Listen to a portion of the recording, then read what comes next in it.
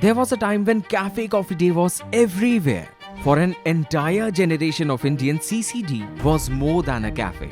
It was where friendships started, relationships grew, and startup ideas were born. At one point, it was India's biggest coffee chain.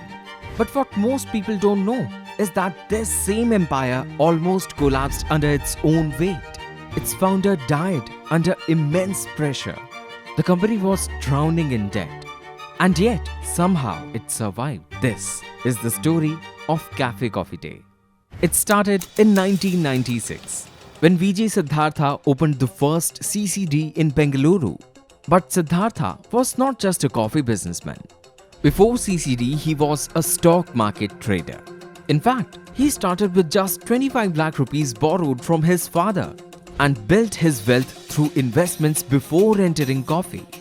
That's the lesser known part of his story. He understood two things early. First, India's middle class was changing. Second, people didn't just want products anymore, they wanted experiences.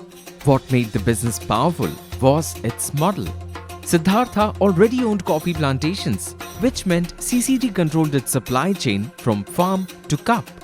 That kept costs low and margins strong. This gave CCD a huge advantage, and it scaled aggressively. By the late 2010s, it had become India's largest cafe chain with over 1,700 outlets and tens of thousands of vending machines. Its famous line, "A lot can happen over coffee," became part of Indian culture. It became India's coffee king. But then came the problem. CCD's success pushed Siddhartha into building far beyond coffee. He entered tech parks, real estate, logistics, investments, and retail. This is where the company lost focus. The cafe business was profitable, but the larger empire was expensive. To fund it, debt kept increasing, and debt works only when cash keeps flowing. When growth slows, debt becomes dangerous. But while CCD was at its peak, the financial pressure behind the business was becoming harder to ignore. Over the years, heavy expansion and diversification pushed the group's debt to nearly 7,000 crore rupees. At the same time, Siddhartha sold his 20% stake in Mindtree for over 3,200 crore to reduce debt. That move shocked the market. It showed how serious the pressure had become. There were also reports of tax scrutiny and investor pressure. Everything was closing in. Later in July 2019, Siddhartha went missing. Soon after, his body was found. The country was shocked. A letter linked to him revealed the immense financial pressure he had been carrying. And just like that, the future of CCD looked finished. Debt was high. Founder was gone. Competition was rising. Starbucks was expanding. Blue Tokai and Third Wave were changing how urban India consumed coffee.